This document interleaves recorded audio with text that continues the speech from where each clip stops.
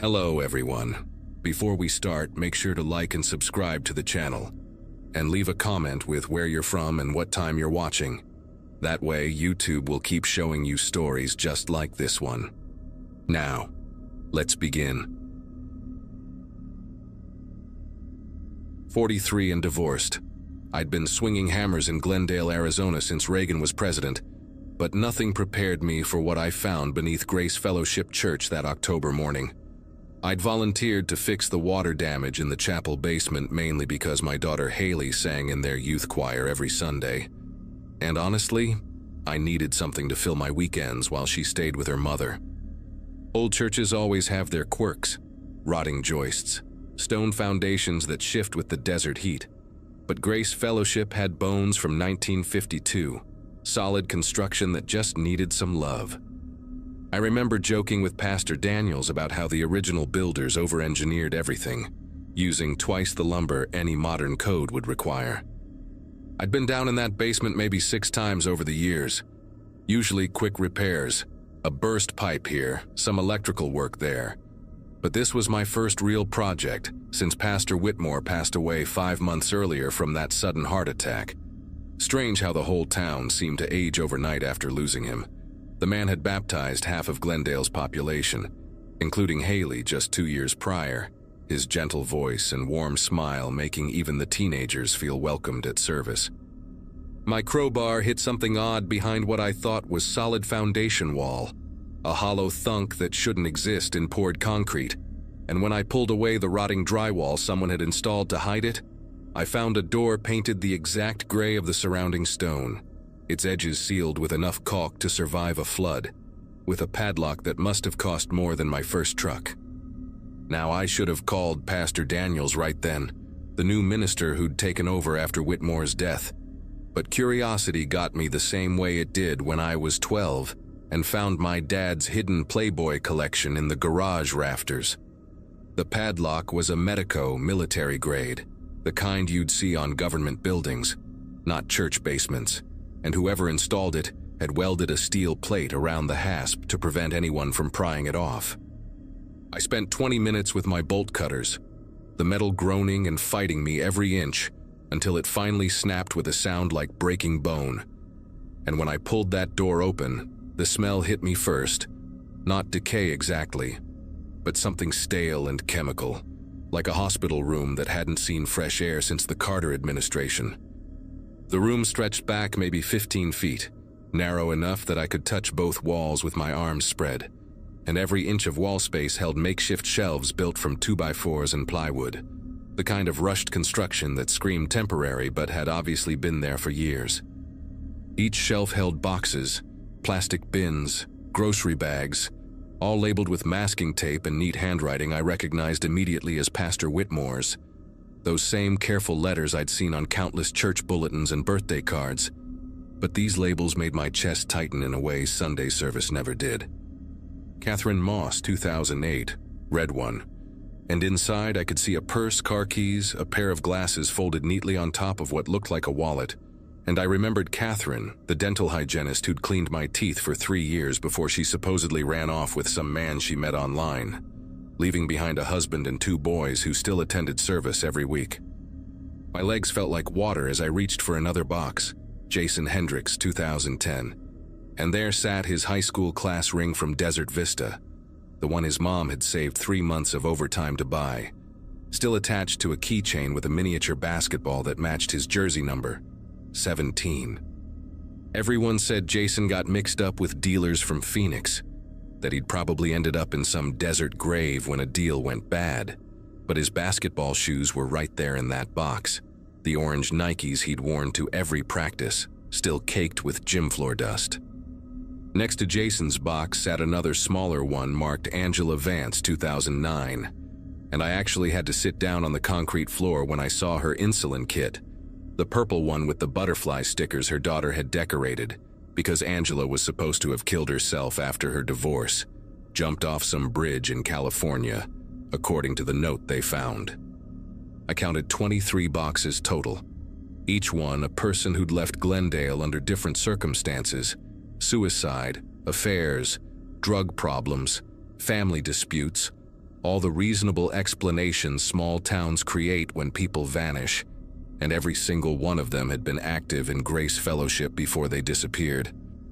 The earliest date I found was 2007, written on a shoebox containing a man's wedding ring and driver's license for Robert Dalton, who'd supposedly abandoned his family after gambling away their savings, though his wife Nancy still brought casseroles to every church potluck, never remarrying, always insisting Bobby would find his way home.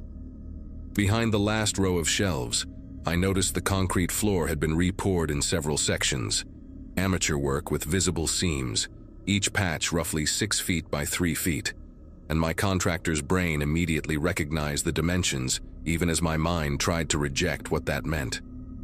I must have stayed in that room for an hour, taking photos with my phone, documenting every box, every name, every date, my battery dropping from full to 30% as I captured evidence of what Pastor Whitmore, the man who'd counseled my ex-wife and me through our roughest patches, who'd visited my mother in hospice every single day during her final week, had been doing while preaching about salvation. The most recent box had me dry heaving in the corner. Melissa Conway, dated just 4 months ago, a full month after Whitmore's supposed heart attack, and Melissa had left town to care for her sick sister in Nevada, even sent postcards to her book club, though now I wondered who really wrote them. My phone buzzed with a text from Haley, asking if I'd pick her up from practice early, and the normalcy of it. The simple request from my daughter who'd sat in Whitmore's office for confirmation classes, who'd trusted him completely, made me stumble out of that room like the building was on fire. I called 911 from the church parking lot, watched 3 patrol cars arrive within minutes, then state police within the hour, then FBI by nightfall, the quiet Sunday afternoon transforming into chaos as they evacuated the building and wrapped the entire property in yellow tape. Detective Rivera, a woman with eyes that had seen too much, took my statement 7 different times, each version revealing another horrifying detail, like how several victims had sought counseling from Whitmore for depression before vanishing, or how he'd always volunteered to handle the missing person's prayer requests, standing at that pulpit with tears in his eyes, begging God to return these lost souls to their families. They brought ground-penetrating radar that evening, and by midnight they'd found what the concrete patches were hiding, though Rivera wouldn't tell me numbers, just kept repeating that I'd done the right thing, that I'd given families closure they'd waited years to receive. Word travels fast in a town of 8,000 people, and by Monday morning, Grace Fellowship's congregation had split into 2 camps, those who refused to believe their beloved pastor could harm anyone, and those who suddenly remembered odd moments, strange comments, unexplained absences that now took on sinister meaning. I watched from my truck as Nancy Dalton collapsed outside the police station after they confirmed Robert's remains, her faith in his return finally shattered, while Catherine Moss's husband stood silent with his sons, all 3 wearing expressions of people who'd been grieving wrong for 14 years. The news vans arrived like vultures, parking outside the church, the school, the diner where Whitmore had eaten breakfast every Saturday, their reporters asking how nobody noticed, how an entire community could miss what was happening beneath their feet every Sunday while they sang hymns above. Haley wouldn't talk to me for 3 days after the story broke, just sat in her room with her youth choir photos, staring at the one where Pastor Whitmore had his hand on her shoulder during last year's Christmas concert. And I understood her confusion because I felt it too. How do you reconcile the man who'd held your hand during your mother's funeral with someone capable of keeping trophies from his victims, of standing over their graves while delivering sermons about eternal life, of comforting grieving families while knowing exactly where their loved ones lay buried? Pastor Daniels tried to hold services that next Sunday, but only 40 people showed up in a sanctuary built for 300. And halfway through his sermon about faith being tested, Old Howard Keller stood up and asked the question everyone was thinking. How many more of Whitmore's secrets were still hidden, and who else in church leadership might have known? The investigation revealed that Whitmore had been hunting within his own flock for 15 years, choosing vulnerable members who came to him for guidance, people struggling with addiction, depression, isolation. those whose disappearances could be easily explained away. He'd kept meticulous records in a safety deposit box, written accounts of each killing that the FBI wouldn't release to the public, though Detective Rivera told me privately that he'd believed he was saving them from themselves, delivering them to God before they could damn their souls further, the ultimate perversion of pastoral care. They found evidence of a partner, too. Someone still alive who'd helped move bodies, forge letters, maintain the illusion that victims had simply left town, and the whole community held its breath waiting for that arrest, neighbors eyeing each other with newfound suspicion, wondering who among them had helped create this nightmare. 6 weeks after my discovery, they arrested Whitmore's church secretary, Beverly Thornton, a 70-year-old grandmother who'd worked at Grace Fellowship for 30 years, who'd baked cookies for every youth group meeting, and ran the prayer phone tree with military precision. She'd been the one writing postcards from the dead, keeping their social media active just long enough to establish they'd left voluntarily, scheduling fake sightings in other states through a network of unknowing accomplices who thought they were helping track down wayward souls. The trial dominated local news for months, revealing how she genuinely believed she was helping Whitmore conduct holy work, that these people were chosen by God to transcend their earthly suffering, and watching her testimony was like staring into an abyss where faith and madness became indistinguishable. Grace Fellowship closed permanently after that, the building sold to developers who tore it down to the foundation, though they had to dig down 12 feet to remove all the contaminated soil, and even now, 3 years later, that lot remains empty because nobody wants to build where 23 people lay buried, while their families prayed for their return just 1 floor above.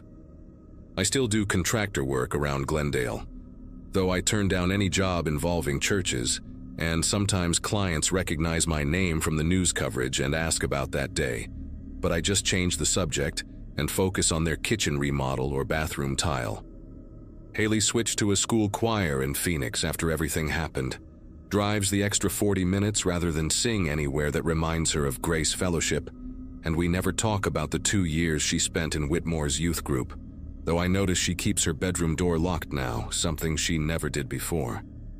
Most of the congregation scattered to different churches across the valley, trying to find faith again in new sanctuaries, but you can spot them sometimes at the grocery store or gas station. That particular hollow look of people who discovered their shepherd was actually the wolf, who learned that evil doesn't always announce itself with horns and sulfur, but sometimes wears a collar and knows all the right words to make you trust completely. I drive past that empty lot every day on my way to work, and while the city planted grass and everyone pretends it's just another piece of vacant land waiting for development, I know what was beneath that foundation, and I know that some holes in a community never really fill, just get covered over with fresh dirt and new grass, waiting for someone else to dig too deep and discover what small towns try so hard to bury.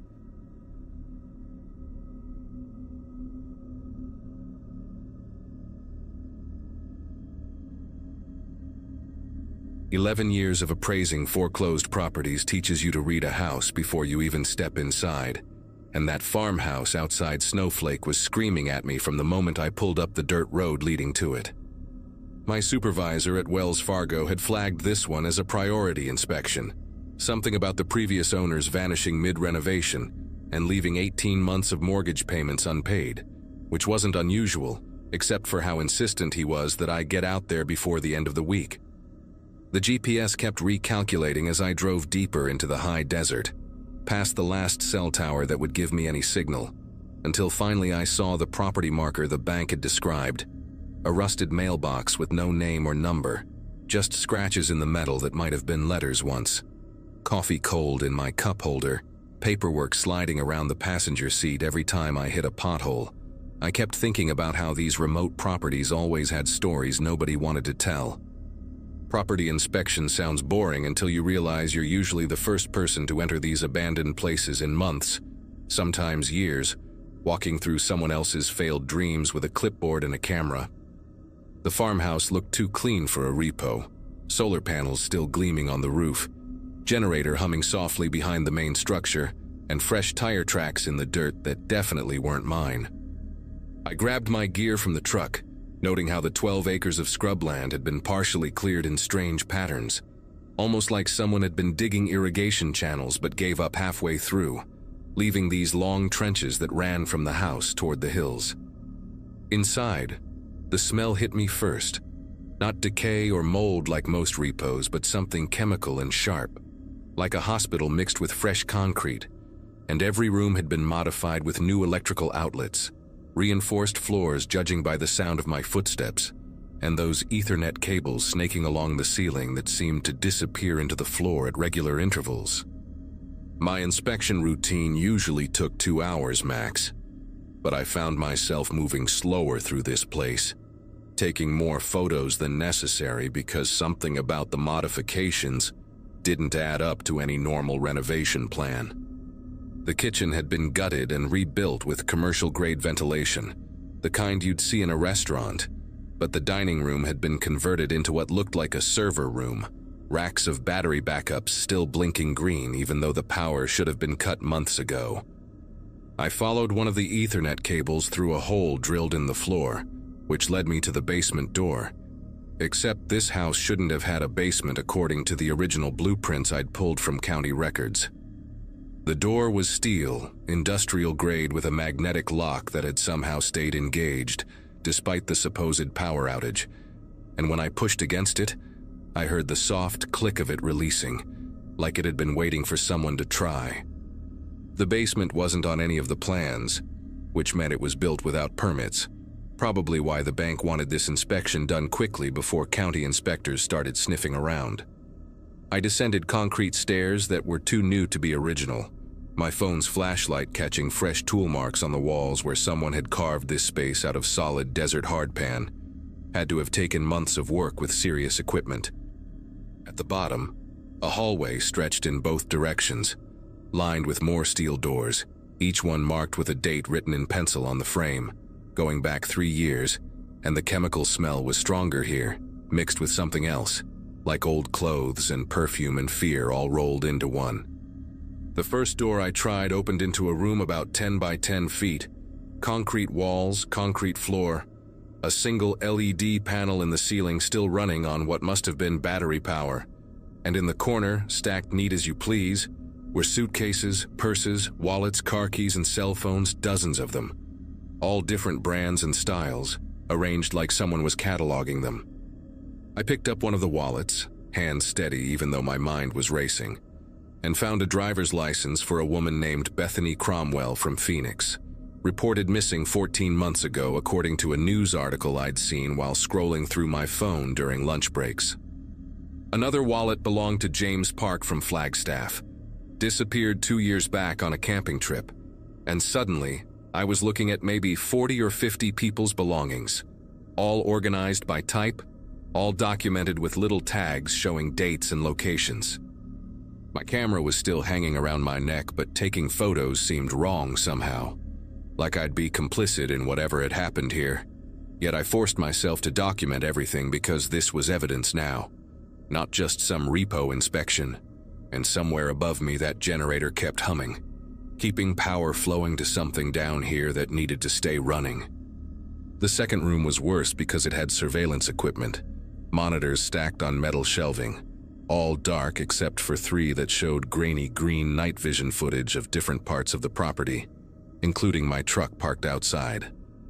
The cameras were still active, recording to a bank of hard drives that clicked and whirred in the silence, and I could see timestamp overlays showing the current date and time, which meant someone had been maintaining this system recently, probably within the last few days judging by the dust patterns on the desk.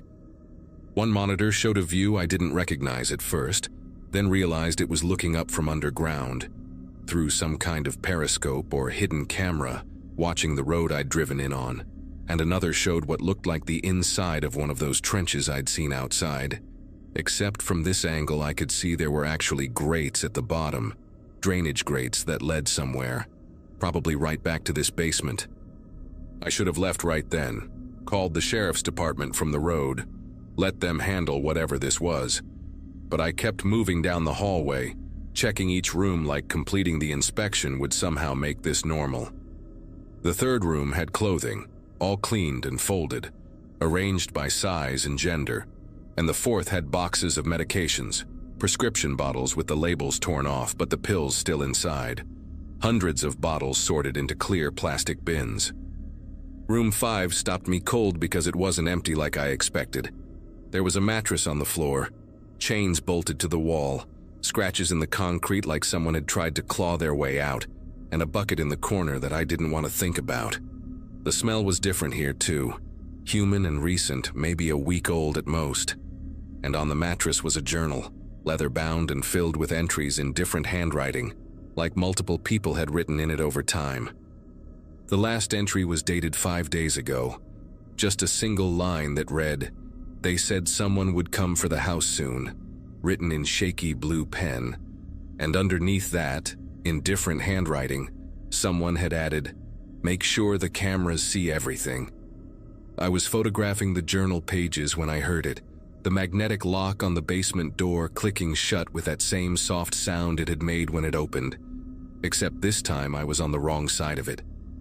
The monitors in the surveillance room would show me standing there, clutching that journal, finally understanding that this inspection wasn't random, that my supervisor sending me here alone wasn't about the bank needing a quick turnaround, and that those fresh tire tracks I'd seen weren't from someone leaving but from someone arriving, someone who knew exactly when I would be here.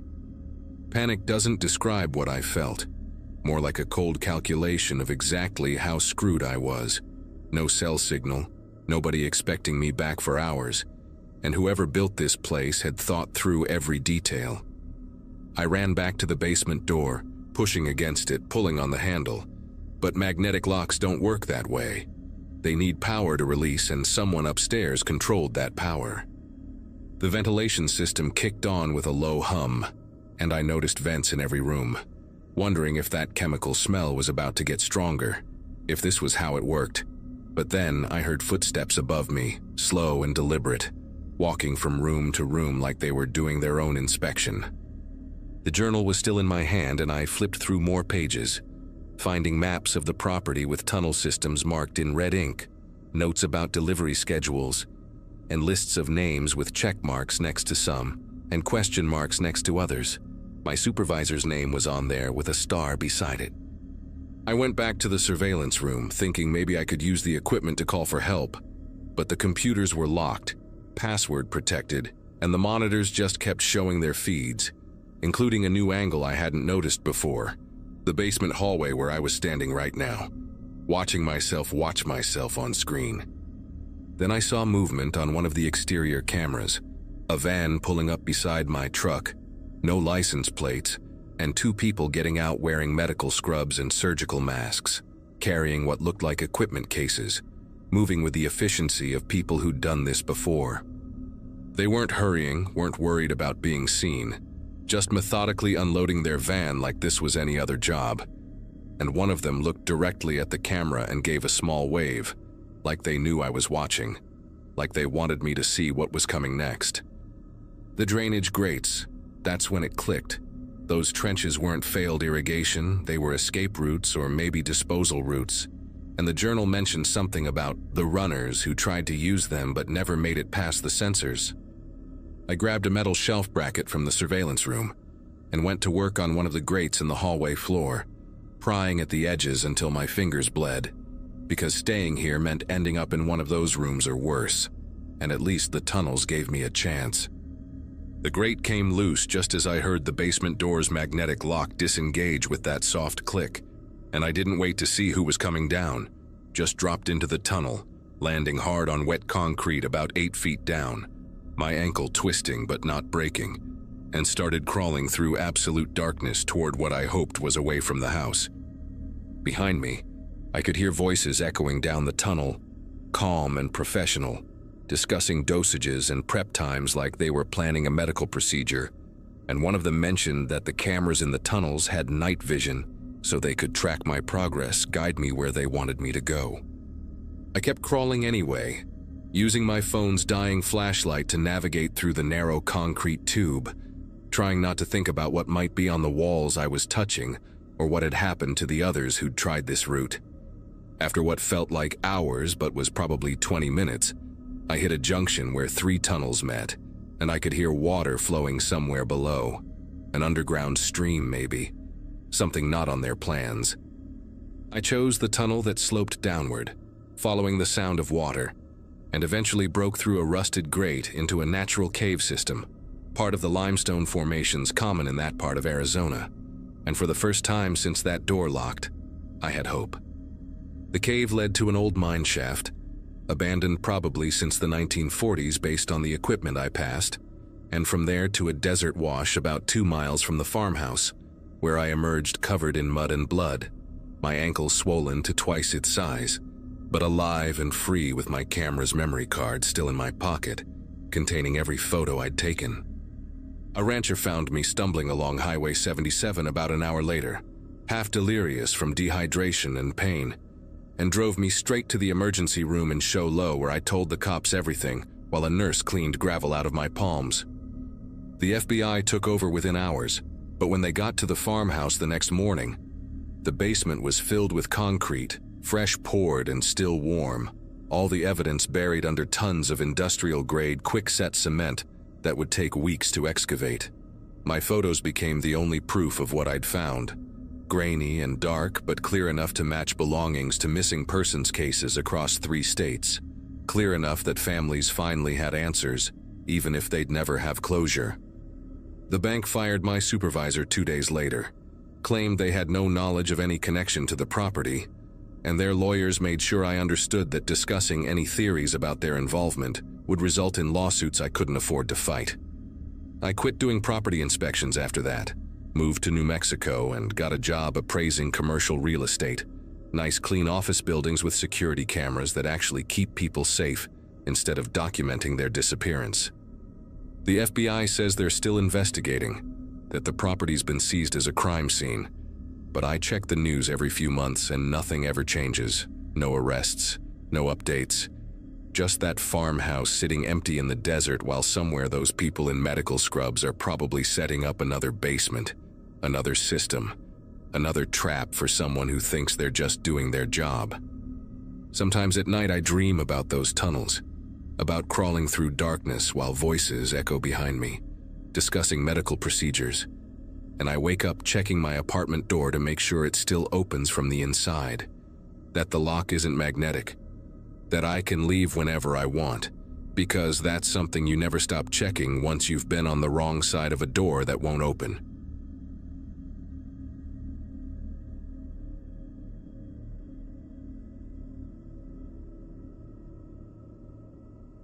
Estate auctions always drew the same crowd around Holbrook, mostly dealers hunting for antiques and locals hoping to score cheap furniture. That Saturday morning in early June, I pulled into the old Garrison Ranch with my pickup truck and a thermos of coffee, ready to bid on some farming equipment for my own small operation just outside town. My dad had worked cattle ranches his whole life before passing 5 years back, and seeing all those weathered barns and dusty corrals brought back memories of helping him during brandings when I was barely tall enough to reach the gate latches. I recognized most faces in the crowd, folks I'd gone to school with or bought feed from over the years, everyone chatting about how the bank finally foreclosed after old man Garrison died without any heirs to claim the place. What struck me first was the sheer volume of personal belongings scattered across the auction tables, way more than you'd expect from one elderly rancher living alone. There were work boots in at least 15 different sizes, dozens of worn leather belts, stacks of faded denim jackets with different builds and wear patterns, like they'd belonged to men of various heights and body types. The auctioneer's assistant, a kid named Bradley who went to school with my nephew, kept pulling out boxes filled with wallets, pocket knives, wristwatches, even sets of false teeth in small plastic cases. Each item had a lot number taped to it, and Bradley's mother was cataloging everything on her laptop, occasionally pausing to wipe dust from her glasses and squint at some detail that didn't quite add up in their inventory sheets. I wandered over to a folding table near the barn, where they'd arranged dozens of framed photographs, most showing groups of ranch hands posing with horses or standing around branding fires. The photos spanned what looked like 40 years, judging by the changes in truck models visible in the backgrounds and the evolution from black and white to faded color prints. In every single photo, Garrison stood in the center, his distinctive curved spine and drooping left eye making him easy to spot. But the workers around him never repeated from one picture to the next.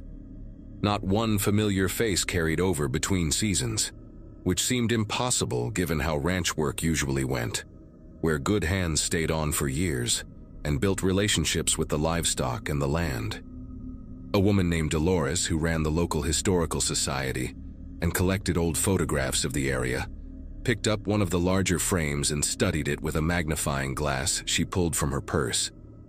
She pointed out something to her husband, Frank, and they both leaned in close, whispering about recognizing someone in the photo who they thought had moved to Colorado back in the 80s. But then Dolores found another photo from 1992 with what looked like the same man's baseball cap and distinctive turquoise belt buckle laid out on a bunkhouse cot, like someone had arranged his belongings for a picture after he'd gone. The more photos we examined, the more we found these strange still life shots of personal items, always taken in the same bunkhouse room with the same iron bed frame, each one labeled on the back with just a year and a single initial. Bradley's mother suddenly stood up from her laptop, her face pale as she called the auctioneer over to look at something on her screen. She'd been cross-referencing the wallet contents with her database, finding driver's licenses and ID cards stuffed behind old receipts and worn dollar bills. The names meant nothing to most of us, but she recognized one from a missing person report her sister had filed back in 1987, when her husband never came home from what he'd said was a temporary ranch job. The auctioneer, a heavy-set man named Gordon who'd been running estate sales in the area since before I was born, immediately stopped the bidding and pulled out his cell phone to call the sheriff's office. While we waited for the deputies to arrive, more people started examining the personal effects with a different kind of attention, no longer looking for bargains, but for answers. Frank found a high school class ring from Winslow, dated 1979, with the initials T and W etched inside the band. A rancher's wife named Carol discovered a leather wallet with a photo of 3 young kids tucked behind a cracked driver's license, the expiration date still 2 years away from today.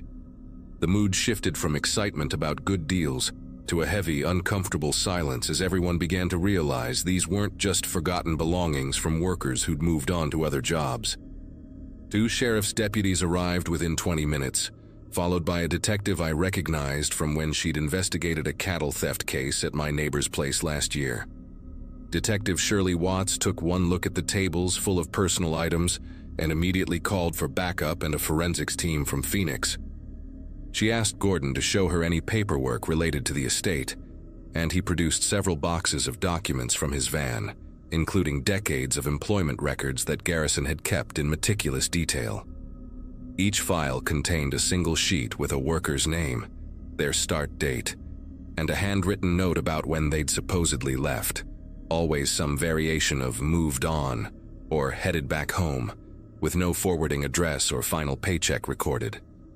The detective ordered everyone to step back from the auction items while her team photographed everything, but she allowed Dolores to point out which photographs showed the still life arrangements of belongings. Dolores had counted 37 of these images, each one dated between 1976 and just 6 months ago, when neighbors had last seen Garrison alive and walking his property line with that distinctive shuffling gait of his. The forensics photographer, a young man who kept having to steady his camera because his grip was trembling, noticed that the same rusty nail on the bunkhouse wall appeared in every shot, and that the items were always arranged in the same pattern: work boots at the foot of the bed, hat on the pillow, wallet and personal effects spread across the thin mattress like someone was taking inventory. By noon, there were 8 police vehicles parked along the ranch's dirt road, and they'd strung yellow tape around the entire auction area. Detective Watts had us all write down our contact information and asked if anyone remembered specific ranch hands who'd worked for Garrison over the years. An older man named Eugene, who'd sold hay to the ranch for 3 decades, mentioned how he'd always found it strange that Garrison went through workers so fast, sometimes hiring new hands every few months, always saying the previous ones couldn't handle the isolation or had drinking problems. Eugene remembered dropping off a hay delivery in 1995 and chatting with a friendly worker named Luis, who'd promised to help him load some equipment the following week. But when Eugene returned, Garrison said Luis had hitchhiked to Phoenix in the middle of the night, without even collecting his pay. Around 2 in the afternoon, they brought in cadaver dogs, and within minutes, the first dog alerted near the old well behind the main barn. The handler, a woman with graying hair pulled back in a tight ponytail, tried to keep her expression neutral, but I saw her jaw clench when the dog sat down and refused to move, whining in that particular way that meant it had found something significant. The second dog alerted at the exact same spot, then ran in widening circles, alerting again and again at different points in what looked like a rough grid pattern extending out from the well for about 50 yards. The forensics team started marking each spot with small orange flags, and soon that patch of dusty ground looked like a miniature cemetery with flags instead of headstones, far too many to be explained by buried livestock or ranch animals.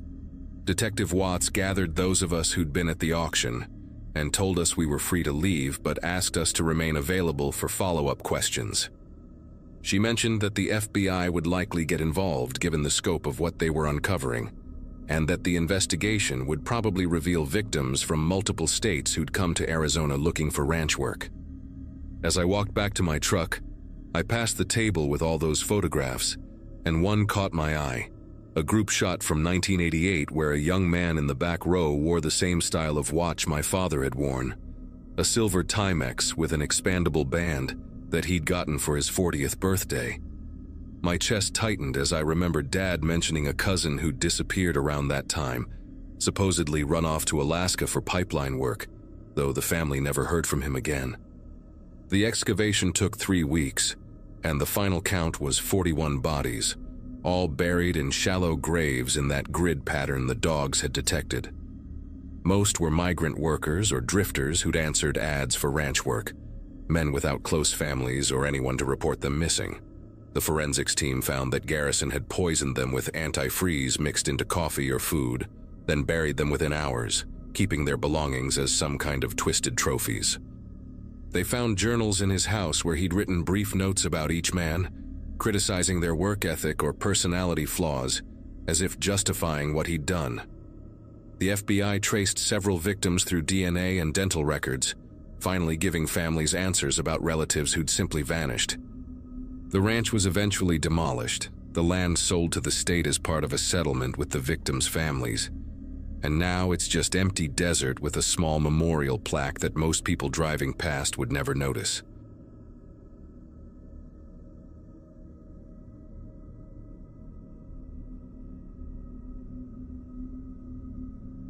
"6 months into wearing the badge, and you start recognizing patterns on the desert highways.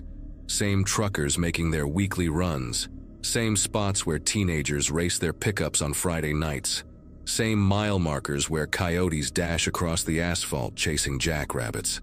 My patrol route from Wickenburg to Salome had become as familiar as my own driveway, 87 miles of Arizona State Route 60 that I could navigate with my eyes closed.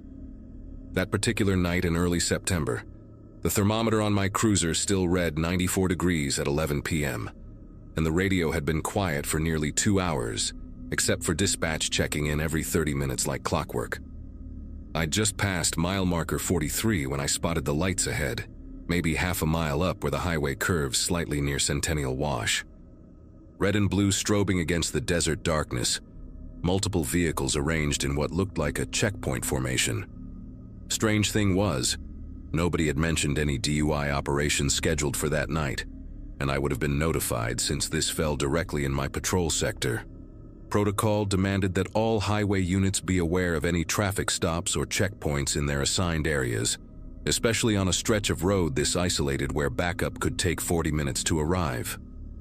I eased off the accelerator and grabbed my radio, calling dispatch to confirm what I already suspected they'd say. Dispatch came back negative, no scheduled operations in my sector, no other units reporting activity near Centennial Wash. The woman on the radio, Donna, who'd been working nights longer than I'd been alive, asked if I needed backup to investigate. I told her to stand by while I approached, figuring maybe it was county sheriffs or even federal agents working something they hadn't bothered to coordinate with us. Happens more often than you'd think out here near the border, different agencies stepping on each other's toes, though usually someone gives us a courtesy heads up. As I got closer, I counted 4 vehicles total, what appeared to be 2 cruisers and 2 unmarked SUVs, all with light bars active, positioned to funnel traffic into a single lane. The first thing that struck me as wrong was the uniforms. Even from 30 yards out with my headlights illuminating the scene, I could tell these weren't standard Arizona Highway Patrol, weren't Maricopa County, weren't any department insignia I recognized. Dark blue, almost black, with reflective strips in odd places, diagonal across the chest instead of horizontal. And these guys were wearing tactical vests over their uniforms but no visible badges or nameplates. One of them stepped forward with his hand up, signaling me to stop, and he had this earpiece with a coiled wire disappearing into his vest, like Secret Service or something. I rolled down my window, and the desert heat immediately flooded the air-conditioned cabin, bringing with it the smell of creosote and dust. The man who approached my window had a face I'll never forget, not because of any particular feature, but because of how absolutely average it was. Like someone had used AI to generate the most generic white male face possible. When he spoke, his accent was neutral, no regional markers, just flat American English that could have come from anywhere or nowhere. He asked for my identification, which immediately set off every alarm in my head because I'm sitting there in a marked Arizona Highway Patrol vehicle wearing my full uniform. I asked him what agency he was with, and he just repeated his request for identification, his expression never changing, like he was reading from a script he'd memorized phonetically without understanding the words. Behind him, I could see 3 other men in similar uniforms standing at various points around their vehicles. And here's where it gets genuinely bizarre. None of them were moving, not shifting their weight, not turning their heads to look at passing tumbleweeds, not even adjusting their stance against the desert wind that was picking up. They stood like mannequins, perfectly still except for their hair and clothing rippling in the breeze. One of them was holding what looked like a tablet or electronic clipboard, but the screen was facing away from me, casting this unnatural white glow on his face that made his features look washed out and skeletal. I reached for my radio again, keeping my eyes on the man at my window, and told Donna I was going to need that backup after all. Possible impersonation of law enforcement officers. The moment I said those words into the radio, the man at my window took a step back and made this hand gesture to the others, just a quick circular motion with his index finger. All 4 of them moved in perfect synchronization toward their vehicles. No rushing, no panic, just smooth, coordinated movement, like they'd rehearsed this exact scenario 100 times. I put my cruiser in park and stepped out, my hand instinctively resting on my service weapon, calling out for them to stop and identify themselves. Not one of them acknowledged me, just continued their synchronized retreat to their vehicles. That's when I noticed their cruisers had no department markings, no unit numbers, just white doors with generic star-shaped badges that could have been bought from any police supply website. What happened next still makes me question my own perception, even though I've watched the dashcam footage probably 200 times since that night. They started their vehicles simultaneously, all 4 ignitions turning over at the exact same moment. And as they pulled away in a perfect convoy formation, their emergency lights were still flashing. But here's the thing that nobody can explain. On the dashcam video, those lights just cut out mid-frame. Not like someone hit a switch, but like they simply ceased to exist between one fraction of a second and the next. One frame shows 4 vehicles with active light bars heading north on Route 60. The next frame shows the same vehicles, but the lights are gone, just gone, like they were edited out of reality. I stood there on that empty highway, watching their taillights disappear into the darkness, while Donna's voice crackled through my radio asking for my status. Backup arrived 17 minutes later, 2 units racing in from Wickenburg with their sirens wailing. By then, I'd walked the entire area where the checkpoint had been, using my flashlight to search for any evidence they'd been there. No tire marks in the soft shoulder where they'd been parked, No footprints in the desert sand despite the fact that I'd watched them walking around. Not even the usual trash you'd find at any traffic stop. No cigarette butts, no coffee cups, nothing. The only thing I found was this weird residue on the asphalt, like someone had spilled metallic paint that had already dried. These silver-gray patches arranged in an almost perfect rectangle where one of their vehicles had been positioned. I scraped some of it into an evidence bag, though the lab later said it was just standard road surface material. Nothing unusual about its composition. The investigation that followed turned into one of those cases that gets passed around the department in whispers. Investigators pulled traffic camera footage from both directions, but the cameras mysteriously showed nothing during that 20-minute window, just empty highway, even though 3 civilian vehicles had passed through and their drivers independently reported seeing the checkpoint. A trucker named Walter Gibson had even been stopped by them, said they asked him bizarre questions about his cargo manifest, specifically wanting to know if he was carrying any agricultural products or soil samples, which he wasn't. A couple in an RV, the Andersons from Michigan, said the men had waved them through after shining flashlights into their vehicle for an uncomfortably long time without saying a word. All 3 witnesses described the same thing: dark uniforms, no proper identification, and something fundamentally wrong about how these men moved and spoke. 2 weeks after the incident, things took an even stranger turn. The FBI showed up at our station, not the Phoenix field office guys we sometimes work with, but agents from somewhere back east who wouldn't specify which division. They confiscated all the evidence, including my dash cam footage, though I'd already made personal copies like any smart cop would do. They interviewed me for 6 hours straight, asking the same questions over and over, particularly about the exact wording the fake officers used, their physical descriptions, and whether I'd noticed any unusual electromagnetic interference with my equipment. They seemed especially interested in the timing, down to the second, of when those emergency lights vanished from the video. Before they left, they made it clear this was now classified as a federal matter, and any further discussion about the incident could be considered interference with an ongoing investigation. Since then, I've heard through unofficial channels about similar incidents in Nevada, Utah, and Eastern Oregon, always on isolated highways, always late at night, always with the same profile: fake law enforcement, synchronized movements, bizarre questions about agricultural products or geological samples, and evidence that just doesn't add up. The truckers have started warning each other on their CB channels, calling them the phantom checkpoints, though most people think it's just another urban legend like the black-eyed kids or the vanishing hitchhiker.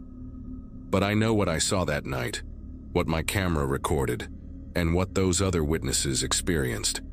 Whoever those men were, whatever they were looking for out there in the desert, they're still operating.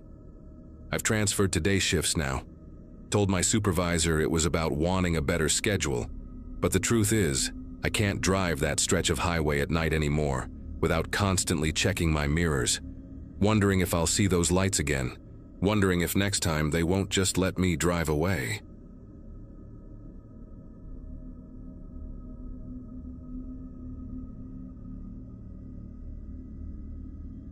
January in Bisbee meant 2 things: tourists gone and weather that could turn mean without warning.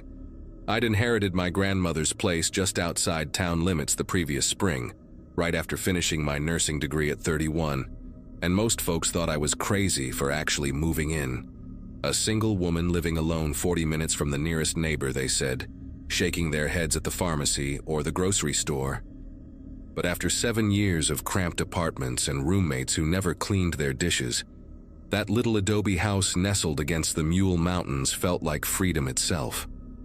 I had my books, my cat Oliver, and enough savings to take a few months off before starting at the regional hospital. What I didn't have, as I would learn that night, was any real understanding of why my grandmother had installed so many locks on her doors, or why she'd spent her last years writing those strange letters to the sheriff about lights in the hills. That particular evening started like any other winter night in southern Arizona, cold dropping fast once the sun disappeared behind the mountains, wind picking up and making the old wooden window frames rattle. I was making dinner, just some pasta and sauce from a jar, when I noticed the first snowflakes drifting past the kitchen window. Snow in Bisbee wasn't unheard of, but a real storm was rare enough to make me stop and watch. Within an hour, it was coming down heavy, coating the desert landscape in white, transforming the familiar saguaros and ocotillos into strange, hulking shapes. Oliver sat on his perch by the window, tail twitching at something outside that I couldn't see. Around 7, I tried calling my friend Claire in town to joke about the weather, but my phone had no signal. Not unusual out here when storms rolled through. I wasn't worried yet. I had firewood, plenty of food, and the generator my grandmother had installed would kick in if the power went out. I actually felt cozy, safe even, watching the snow pile up on the porch rails while I settled in with a paperback thriller, the irony of which wouldn't hit me until much later. At exactly 9:17, I know because I'd just checked my phone hoping for signal, everything went dark. Not the gradual dimming you get when a storm knocks down a power line somewhere far away, but an instant, complete blackness, like someone had thrown a switch. The heater's hum died. The refrigerator stopped its gentle rumbling, and suddenly all I could hear was wind and snow hitting the windows. I felt my way to the kitchen drawer where I kept a flashlight, knocking over my water glass in the process. The crash made Oliver yowl and bolt upstairs. As I clicked on the flashlight, I waited for the familiar rumble of the generator kicking in. My grandmother had paid good money for that thing. Always paranoid about losing power out here. 10 seconds passed, then 20, then a full minute. Nothing. The house grew colder by the second. That high desert cold that seeps through walls and finds your bones. I pulled on my jacket and headed for the back door, flashlight beam cutting through the darkness, to check the generator shed. I'd made it halfway across the kitchen when I heard them. Footsteps in the snow, slow and deliberate, crunching their way around the side of the house toward the front porch. Not the quick, light steps of a deer or javelina. These had weight behind them, a rhythm that only comes from 2 human legs. I clicked off my flashlight immediately, muscle memory from all those true crime podcasts I'd listened to, and pressed myself against the wall. The footsteps continued, unhurried, like whoever it was knew exactly where they were going. They stopped right at my front porch, maybe 10 feet from where I stood frozen in my dark kitchen. For a moment there was only silence and the whisper of falling snow. Then I heard something that made every nerve in my body fire at once.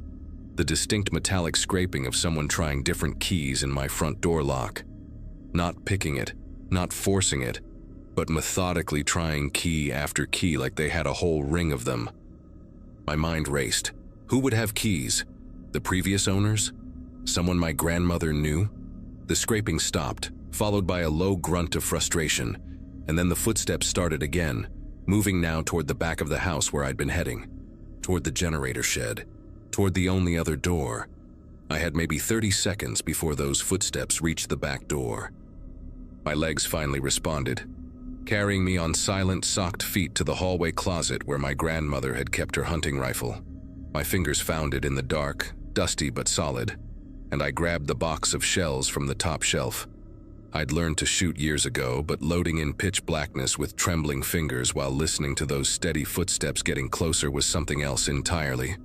I managed to get 3 shells in before I heard the back door handle rattle. Then, just like with the front door, came that horrible scraping of keys. One key, then another, then another.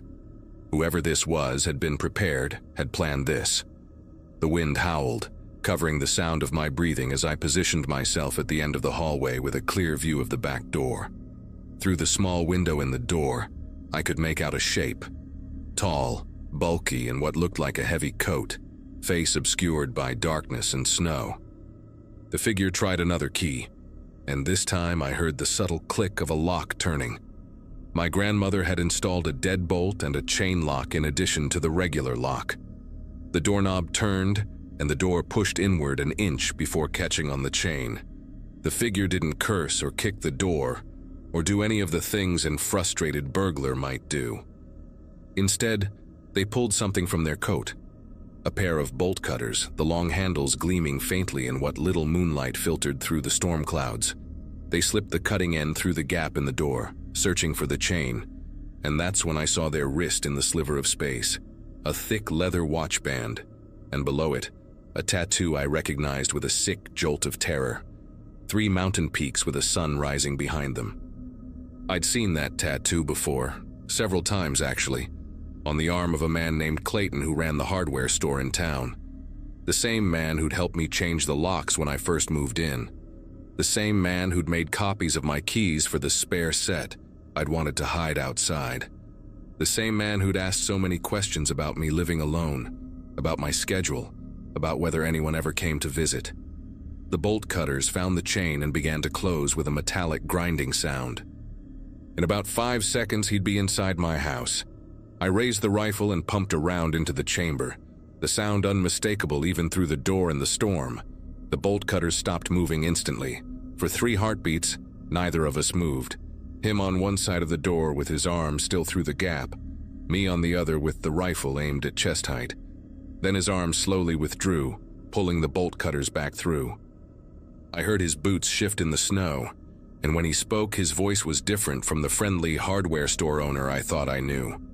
Lower, rougher, with an edge that made my skin prickle. "Now, there's no need for that," he said, almost conversationally, like we were discussing paint colors instead of him breaking into my home. "I just wanted to check on you in the storm. Power's out all over town. Got worried when I saw your place go dark." The casualness of the lie made my anger spike through the fear.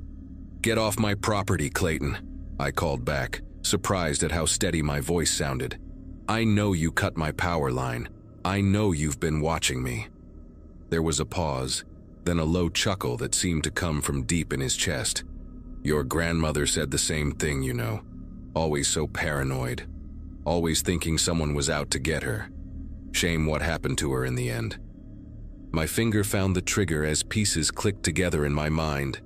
My grandmother's death had been ruled natural causes, heart failure in her sleep, but she'd been healthy for her age, still gardening and hiking the week before she died. She'd been writing those letters to the sheriff about someone watching her house, about lights in the hills at night, about feeling unsafe. The sheriff had dismissed it as an elderly woman's paranoia, but what if she'd been right all along? What if Clayton had been doing this for years, watching women who lived alone, waiting for the right moment? "What did you do to her?" I demanded, keeping the rifle trained on the door. He didn't answer directly, but I heard him moving, his boots crunching through snow as he walked along the back of the house. He was heading toward the cellar doors, old wooden panels that led to the crawl space under the house. I'd never gone down there. My grandmother had kept them padlocked, said it was just full of spiders and old junk. But now I remembered something else. She'd mentioned once that the previous owners had connected the cellar to the house through a trapdoor in the pantry, for tornado safety back in the 50s. If Clayton knew about that connection, if he had keys to the padlock too, he could get inside without going through either door. I ran to the pantry, nearly tripping over Oliver, who'd come downstairs to investigate. The cat hissed at something I couldn't see, his fur standing on end, then bolted back upstairs. My flashlight beam swept across the pantry floor until I found it, a square outline in the floorboards, painted over but visible if you knew where to look. I grabbed a heavy cast iron skillet from the shelf and placed it on top of the trap door, then added a sack of flour and everything else heavy I could find. It wouldn't stop him, but it would slow him down and make noise if he tried to come through. From somewhere beneath the house came a metallic clank, then another. He was in the cellar. I could hear him moving around down there, searching for something. The trap door under my makeshift barricade creaked slightly, testing. Then silence. Long, stretching silence that made my ears ring. I stood there in the dark pantry, rifle ready, listening to my own heartbeat and waiting for his next move. That's when I heard something that confused me at first. The generator suddenly roaring to life outside, flooding the house with light. Every bulb blazed on at once, blindingly bright after so much darkness. But that made no sense. Why would he fix the power he'd cut? Then I understood, and the realization hit me like ice water. He wanted the lights on so he could see me from outside. All those windows I'd never thought to cover with curtains because there were no neighbors to worry about. Now they were like a stage, displaying my every movement to someone standing in the darkness beyond. I was lit up like an actress in a spotlight, while he was invisible in the storm. I dropped to the floor immediately, crawling military-style toward the living room where the curtains were drawn. Behind me, I heard the cellar doors slam shut and footsteps running through the snow circling the house. He was looking for me through the windows, hunting for his perfect shot or angle of entry. I reached the living room and pressed my back against the wall between two windows, trying to control my breathing. The footsteps stopped somewhere near the kitchen windows. Then I heard something that made my chest tighten, the distinct sound of glass cutting, that high-pitched squeak of a glass cutter scoring a window. He was going to cut a hole, reach through, and unlock a window from the inside. No keys needed, no forcing doors. Just a clean, quiet entry while I huddled here in the light he'd so thoughtfully provided. I knew I had to move fast. The glass cutter stopped, and I heard a sharp tap. He was breaking out the scored circle. I belly crawled to the breaker box in the hallway, reached up and flipped the main switch. Darkness swallowed everything again. This time, I heard him curse loudly from outside, the first real sign of frustration he'd shown. Good. Let him be the one stumbling blind in the snow. I made my way back to the kitchen by memory, avoiding the furniture I knew was there, and positioned myself where I could see both the back door and the window he'd been working on. The hole in the glass was visible as a darker circle against the dark window, about the size of a softball, right next to the window latch. Snow was already blowing through it, creating a small drift on my kitchen counter. For a moment, everything was still except for the wind. Then I saw movement at the hole, a gloved hand reaching through, feeling for the latch. I raised the rifle and fired without hesitation. The blast was deafening in the enclosed space, and the window exploded outward in a shower of glass. The hand vanished instantly, and I heard Clayton swearing and stumbling through the snow, moving away from the house. I'd missed him, probably intentionally. I couldn't bring myself to actually shoot someone, even him. But the message was clear. For the next hour, nothing happened. I stayed in my defensive position, rifle ready, listening. The snow kept falling, the wind kept howling, but Clayton had gone silent. Maybe I'd scared him off. Maybe he was waiting me out. My phone suddenly buzzed. One bar of signal had appeared. I quickly dialed 911, my voice shaking as I explained the situation to the dispatcher. She said units were already on their way. Apparently, Clayton's wife had called 20 minutes ago when she'd discovered his workshop. She'd found what she called a disturbing collection. Hundreds of photos of my grandmother's house, detailed notes about her routines, and similar documentation about 4 other women in the county, including me. She'd also found my grandmother's missing jewelry and a key ring with copies of keys labeled with addresses. The dispatcher told me to stay on the line, that officers were 5 minutes out despite the storm. As I waited, I heard sirens in the distance growing louder. Then from somewhere outside, Clayton's voice, calm again but with an edge of something like disappointment. They never would have known if you'd just been friendly, just like your grandmother, too suspicious for your own good. I didn't respond. 2 minutes later, red and blue lights filled my windows and I heard officers shouting commands. They found Clayton trying to hide in the generator shed, still holding the glass cutter and the bolt cutters, his right hand bleeding from where flying glass had caught him. The trial made headlines across Arizona. Clayton Pierce, that was his full name, had been stalking and terrorizing women in the area for over 15 years. The prosecutor presented evidence linking him to my grandmother's death. He'd been entering her home at night, using his copied keys, moving things around, creating stress that likely triggered her fatal heart attack. They found journals in his workshop dating back decades, documenting his obsession with women who lived alone, especially those he'd helped at his hardware store.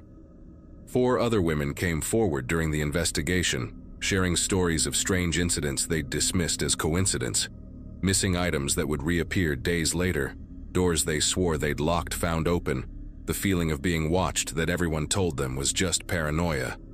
One woman, a retired teacher named Dorothy, broke down crying when she learned the truth.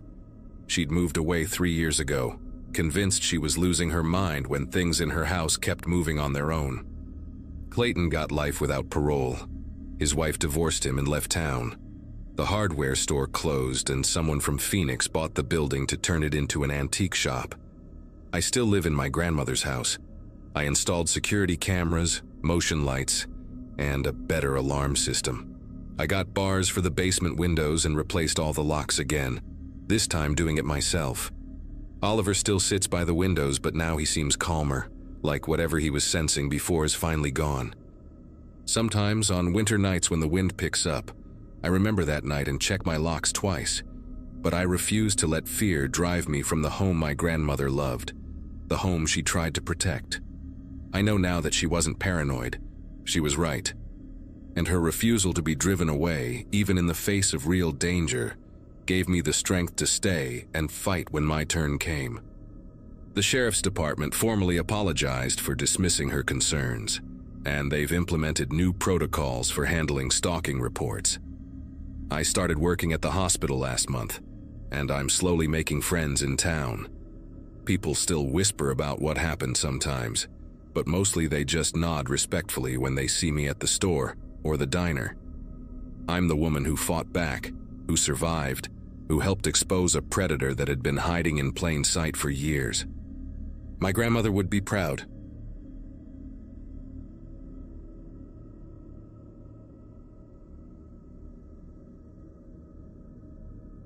Dust devils twisted across the dead alfalfa fields like angry ghosts the morning I signed the papers at county records.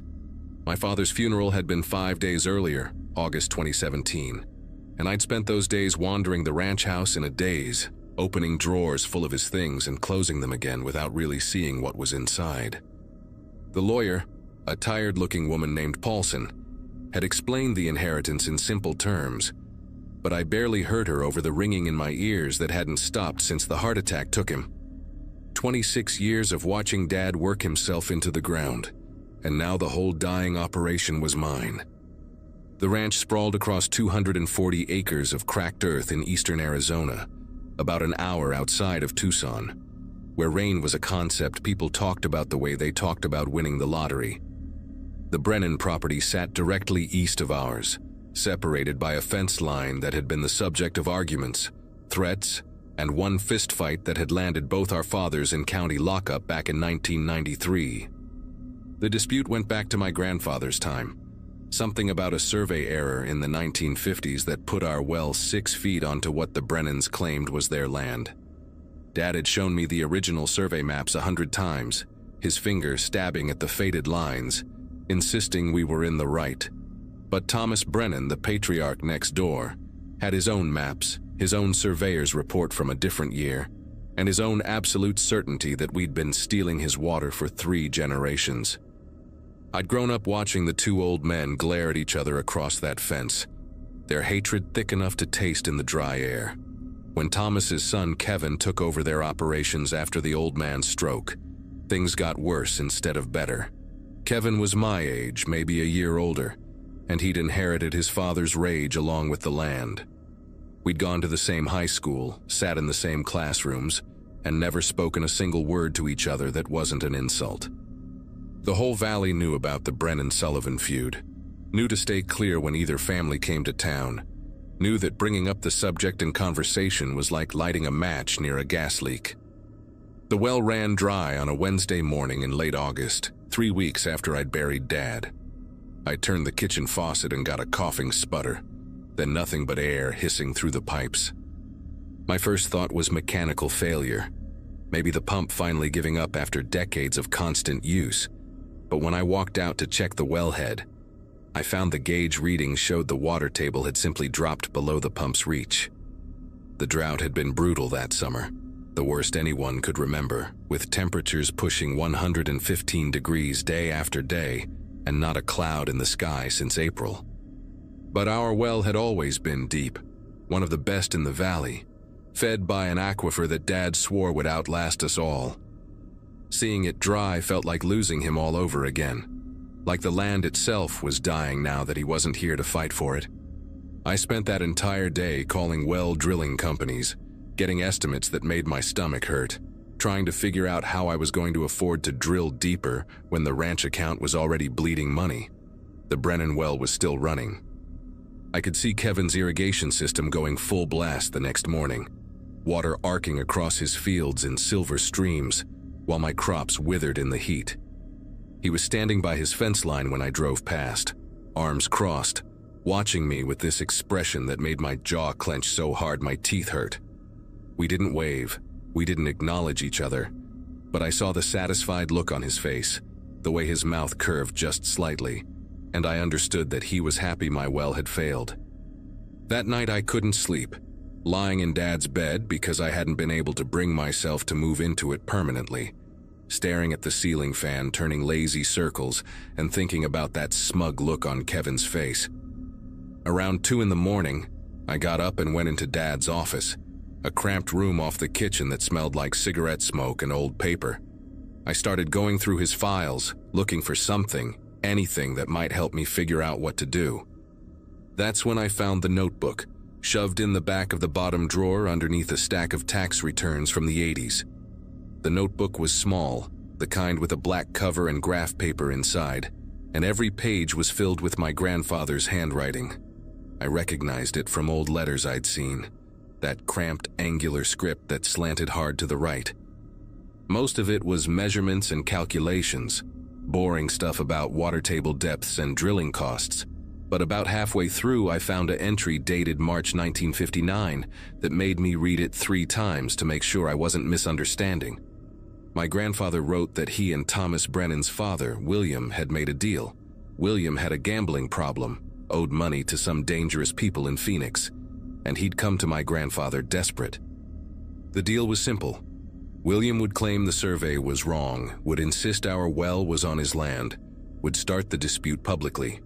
In exchange, my grandfather would loan him $8,000, no interest, to be paid back over 10 years.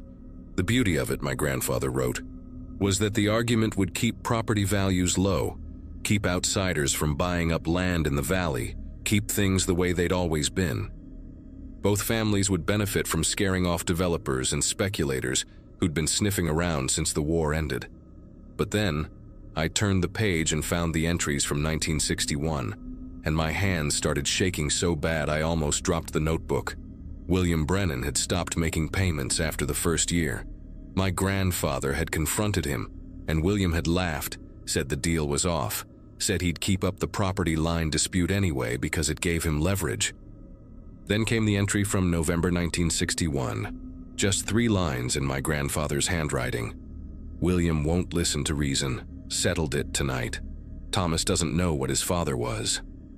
I sat there in that office with the notebook open in my lap, the air conditioner rattling in the window, trying to understand what I was reading. William Brennan had disappeared in November 1961. Everyone in the valley knew the story because it had been the biggest news for years. He'd supposedly left town with some woman he'd been seeing, abandoned his family, never came back. Thomas had been 17 when his father vanished, had grown up believing the man was a coward who'd run off. But my grandfather's words kept repeating in my head, settled it tonight. The implications were slamming into me one after another, and I felt sick. I spent the rest of that night reading every page of the notebook, finding more fragments that painted the full picture. My grandfather had buried William Brennan somewhere on our property, had maintained the feud with Thomas to keep him angry and distant, had passed that hatred down to my father without ever telling him the truth. The final entry, dated 1984, was written in shaky handwriting, clearly near the end of my grandfather's life. Never told Michael the real reason. Let him think it's about the survey. The boy Thomas grew into a hateful man, which makes this easier. Sometimes I wake up and think I hear William calling from the ground. Getting old makes a man remember things he'd rather forget.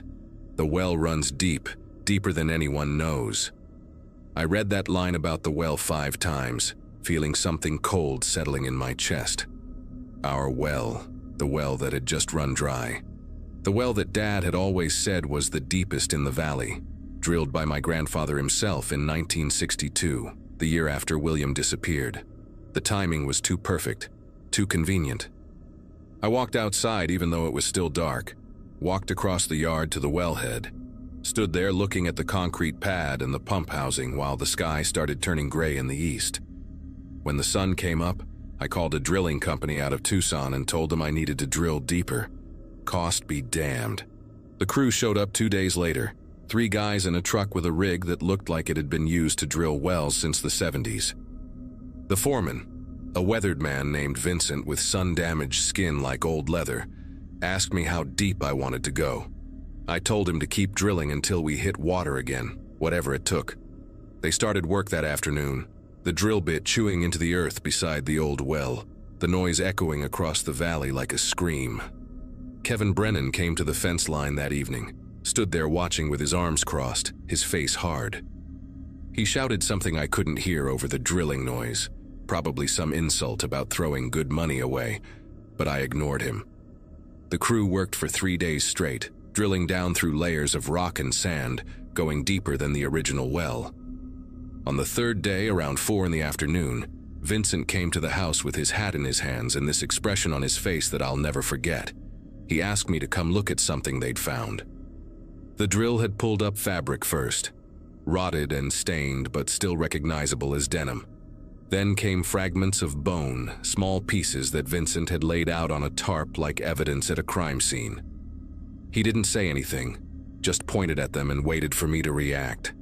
I stood there staring at what was left of William Brennan, pulled up from 60 feet below ground where my grandfather had dropped him down that newly drilled well shaft in 1962. Vincent asked if he should call the sheriff, and I told him yes, even though every instinct was screaming at me to say no, to have them bury it all again and pretend we'd never found anything. But I couldn't do that. Whatever my grandfather had done, whatever my father had unknowingly protected, it ended now. The sheriff's department showed up within an hour, and by sunset there were 4 squad cars in my driveway and a forensics team setting up lights around the drill site. Word spread through the valley faster than a brush fire. Kevin Brennan showed up at my fence line just as they were bringing up more remains, and I watched his face change as he understood what was happening. He went white, then red, then started screaming at me across the fence, accusing me of murdering his grandfather, of lying, of continuing the family tradition of destroying the Brennans. I walked over to him with the notebook in my hand, my heart pounding so hard I thought it might burst, and I held it out through the fence. He snatched it from me, started reading, and I watched his expression shift from rage to confusion to horror as he realized his grandfather hadn't abandoned the family at all. Thomas Brennan had spent 60 years hating a man he thought was a coward, had raised his son to hate my family, had died 2 years ago still believing his father had run off with some woman. Kevin read every page while the police worked behind me, and when he finished he just stood there holding the notebook, his face completely blank. He asked me why I'd drilled deeper, why I hadn't just left it alone, and I told him the truth. Because the well ran dry and I didn't know what was down there until it was too late. He laughed at that, this bitter sound that had no humor in it, and said that his father had always told him our well was cursed, that nothing good would ever come from that ground. Then he turned and walked back to his house without another word, and I didn't see him again for 3 days. The investigation took over my life for the next month. Detectives came and went, asking questions about my grandfather, about my father, about what I knew and when I knew it. They brought in anthropologists who confirmed the remains were male, approximately 40 years old at time of death, consistent with someone who'd been dead since the early 60s. Dental records eventually confirmed it was William Brennan. The district attorney spent weeks trying to figure out if there was anyone left to prosecute, but my grandfather had died in 1987, and my father had clearly never known the truth. They closed the case as a cold homicide with no living suspects, which felt like the worst possible outcome because it meant William's murder would just sit there in the files forever, solved, but not really resolved. The local newspaper ran the story, and suddenly everyone in the valley who'd grown up hearing about the Sullivan-Brennan feud understood that it had all been built on a lie and a buried body. I got calls from relatives I hadn't spoken to in years, people asking questions I couldn't answer, demanding to know if my father had really been innocent or if he'd been covering it up all along. I told them all the same thing. Dad didn't know. He died believing the fight was about water and property lines, just like Thomas Brennan had. Kevin came to my door on a Friday evening in late November, after the news crews had finally stopped showing up and the valley had started to move on to other gossip. He looked like he hadn't slept in weeks, his eyes red-rimmed and hollow, and he asked if we could talk. We sat on my porch drinking beer while the sun went down, not saying much at first, just existing in the same space without the weight of inherited hatred between us. He told me his mother had taken the news hard, that she'd spent 60 years married to Thomas, believing her father-in-law was a deadbeat who'd abandoned his family, and now she had to grieve for him all over again as a murder victim. He said Thomas had died angry, had spent his last years furious at a ghost who'd supposedly run off, and now Kevin had to live with knowing his father had wasted all that rage on a man who'd been dead the whole time. I told him about the notebook, about how my grandfather had written that he heard William calling from the ground sometimes, and Kevin just nodded like that made perfect sense. We agreed that our families had been used as weapons against each other by dead men who'd taken their real fight to the grave, and that continuing the feud would just mean they'd won even after death. The property line dispute died that night on my porch, not with lawyers or surveys, but with two exhausted men deciding they were done carrying someone else's grudge. I ended up selling the ranch 8 months later to a development company out of Phoenix, the same kind of outside buyer my grandfather had spent decades trying to keep away. Kevin sold his place to the same company, and we split the money from both properties down the middle, settling the survey dispute the way it probably should have been settled 60 years ago. The developers filled in both wells and built a subdivision called Desert Vista Estates, which feels like the final insult to everything our families fought over. I moved to Flagstaff and used my half of the money to start over.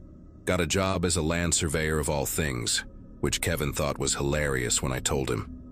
We talk every few months, mostly text messages, checking in on each other the way people do when they've been through something nobody else would understand.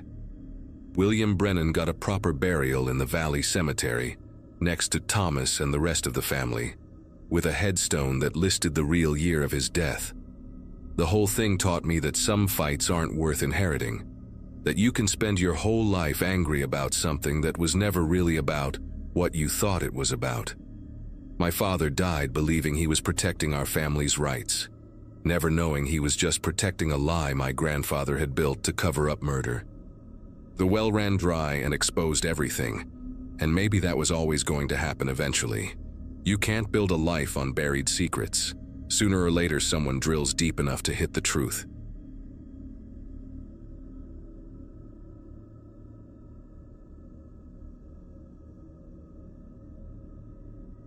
People around here like to say our town never changes, but that is not true.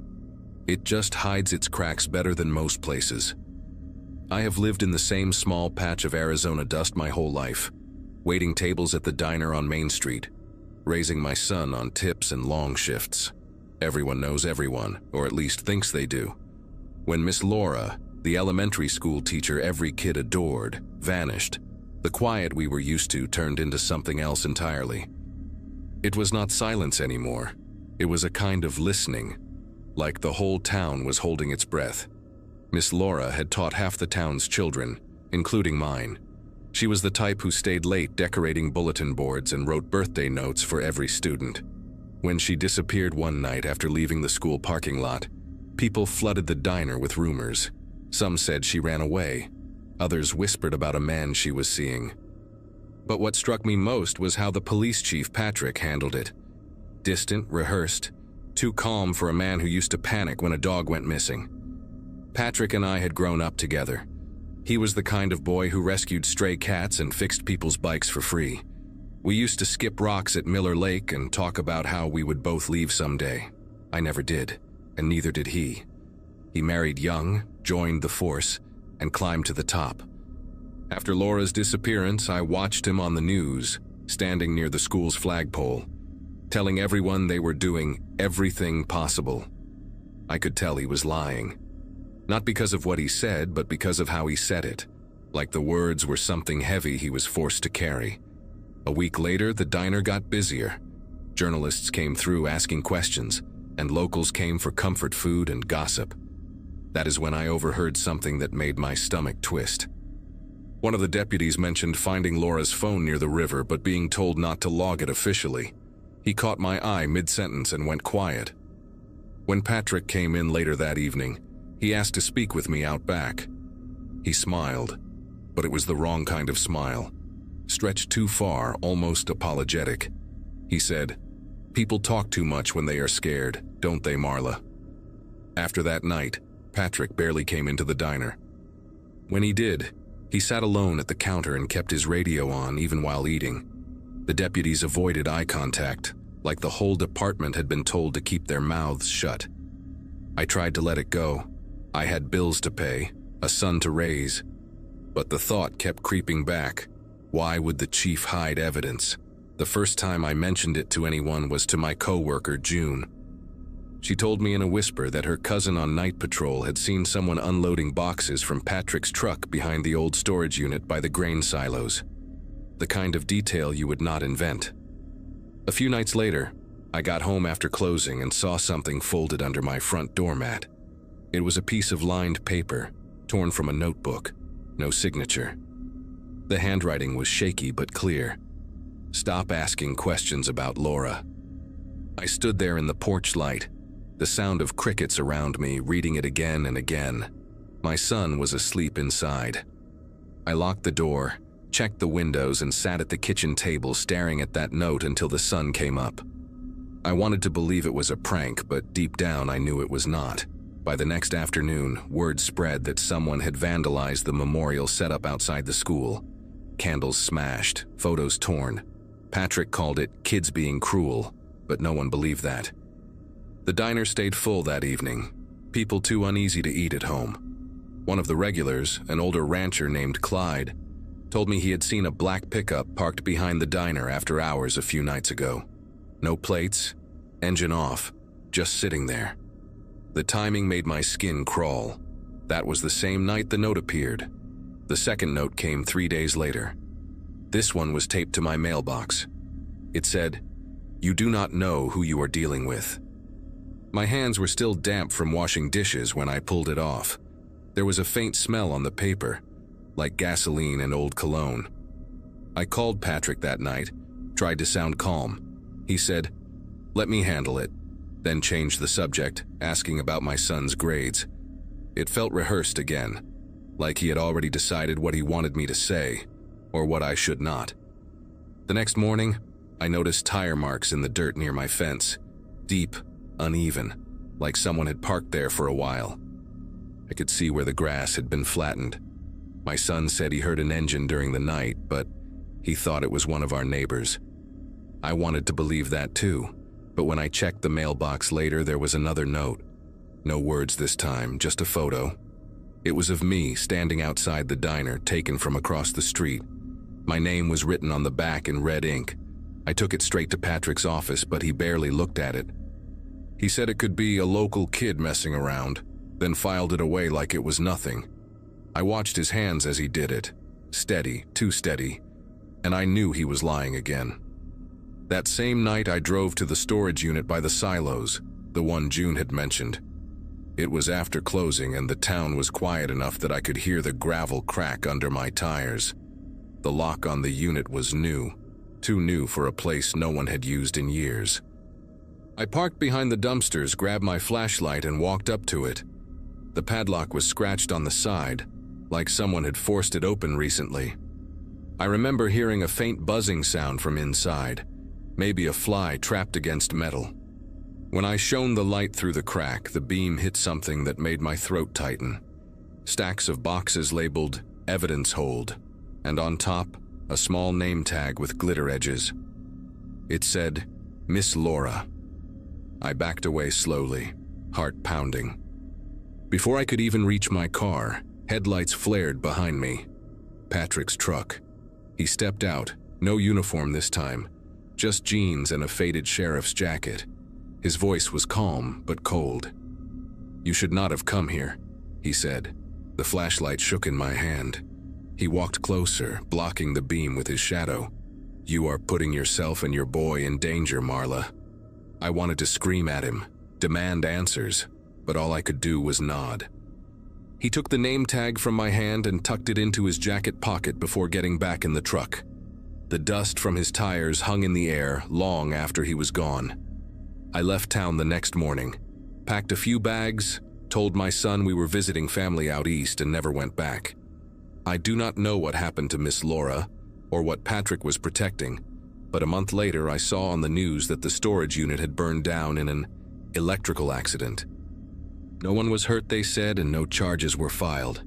I still get letters sometimes, no return address. The last one said only this: "You did the right thing by leaving."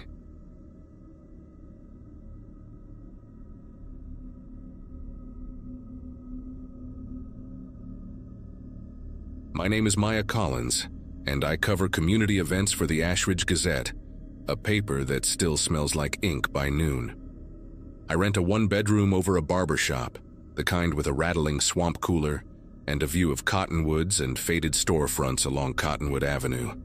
That morning began like any other parade day. Marching band tuning up behind the high school, church ladies taping crepe paper to a flatbed, and kids sticky with melted lemonade before the first float even rolled. I had a checklist in my pocket and a battered camera that sometimes squealed when it zoomed.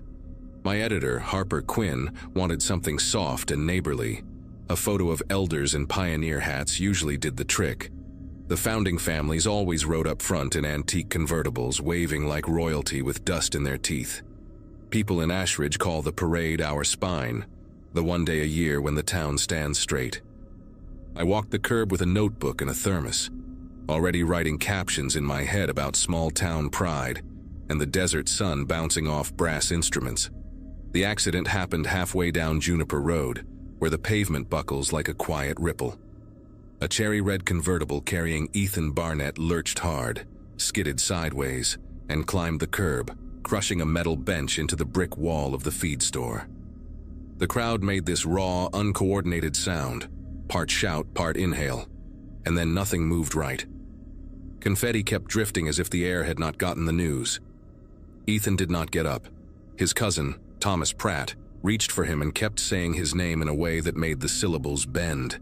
Sheriff Nolan Price pushed through with a white rope of tape and a practiced calm that looked borrowed. The marching band stopped mid-song, a trumpet holding one last note that turned thin and strange. I lifted the camera, then lowered it, then lifted it again because that was my job. The hood of the car steamed and ticked. I remember a child nearby asking if this counted as part of the show. Officially, they called it a mechanical failure, quick as snapping a cloth for dust. I wrote the first short for the Gazette from the sidewalk, a sterile 3 paragraphs with tragic and unforeseen and community in shock. Harper nodded but told me to keep my ears open at the clinic and the diner. In Ashridge, news rarely walks through the front door. It clinks in a coffee cup or hides in the pauses between sentences.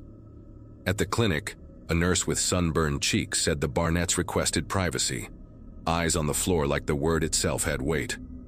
When I stepped outside, I noticed the convertible's tire marks were not straight but braided, as if the car had been tugged from 2 directions at once.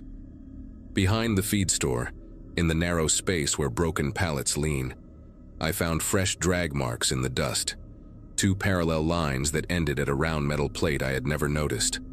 It had a hand-sized notch and a faint brand pressed into it, 3 interlocking triangles. I took a photo of that plate, then went hunting for anyone who would talk about it. An auto shop owner named Victor leaned on a fender and swore up and down the car had passed inspection last week.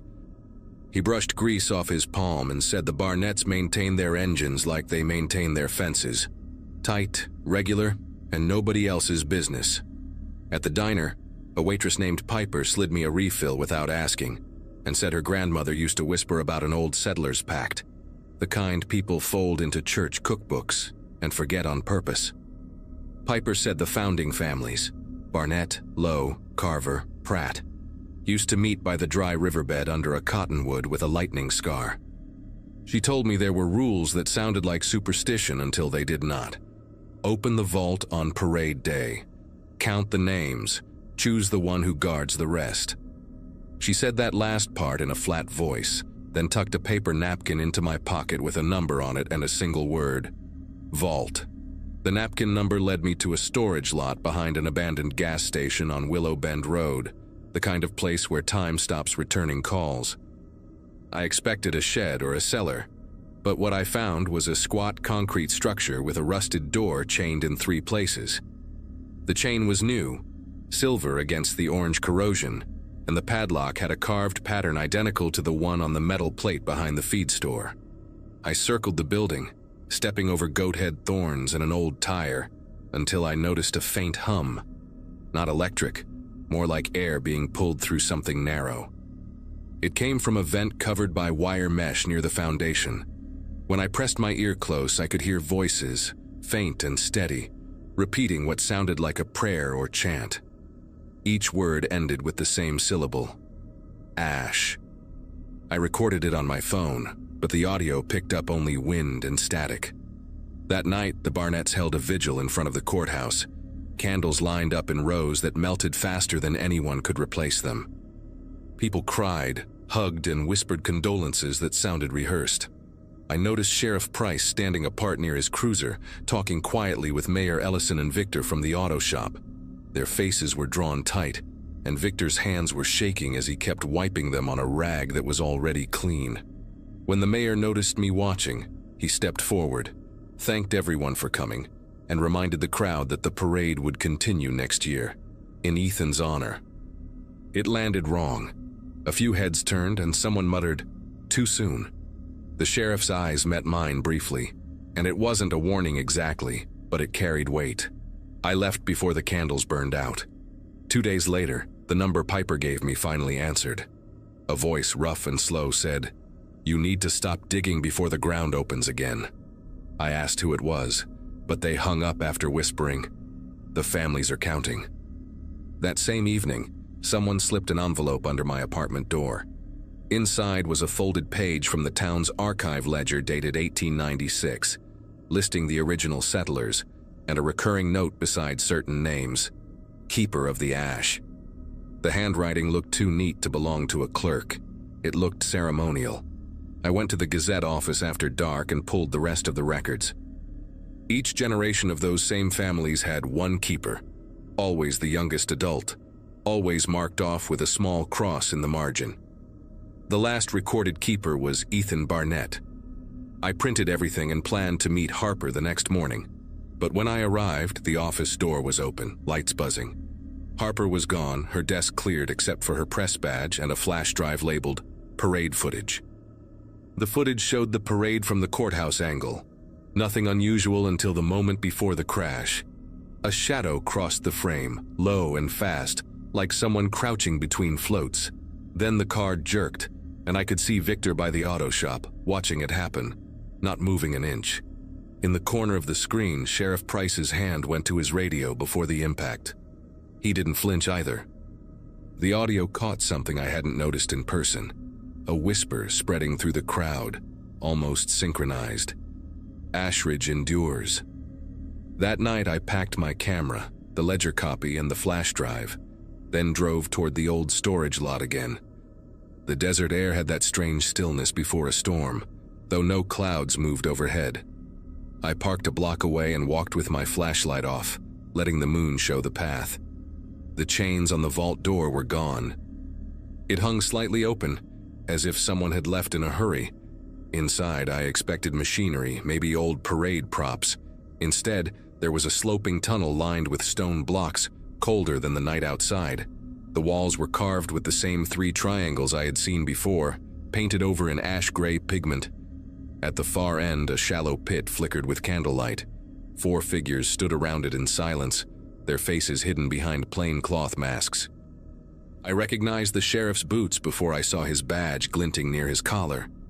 He told me to put the camera down. His voice was calm, measured, like this was the logical end to everything. The others moved closer. Victor, Mayor Ellison, and a woman I didn't know at first until she spoke. It was Harper. Her eyes were wide but steady, and she said quietly, "It is not about control. It is about balance." She told me every 30 years the pact required renewal, a bloodline to keep the town guarded from what their ancestors unleashed beneath the riverbed. Ethan's death, she said, was the first half. The second name had already been chosen. Harper stepped aside, revealing a list on parchment pinned to the wall. My name was at the bottom, underlined twice. My throat went dry, and all I could think of was the phrase on the recording: "Ashridge endures." Before they could react, I bolted. The tunnel twisted into a narrow passage that opened somewhere behind the feed store. I ran until I saw the courthouse dome and the empty square where the vigil candles had burned out. My car was still where I left it, keys in the ignition, though I never remember leaving them there. I drove to the next county, checking the rearview mirror until sunrise. At a rest stop, I listened to the recording again. This time, the voices were clear. They were saying, "Ashridge endures through blood." When I looked at my arm, a faint triangle mark was there beneath the skin, as if pressed from the inside out. I quit the Gazette the next day. Harper's replacement told me she had transferred to Phoenix and that the paper was shifting focus to positive stories. The new parade committee announced plans for a memorial statue funded by all 4 founding families.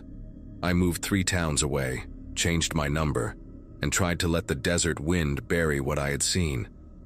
But every year since, a sealed envelope arrives on my porch the week before the parade. Inside, there is always a single photograph of Ashridge's main street, empty, sun-bleached, and waiting. On the back, in neat handwriting, it says the same thing each time: "The town stands straight."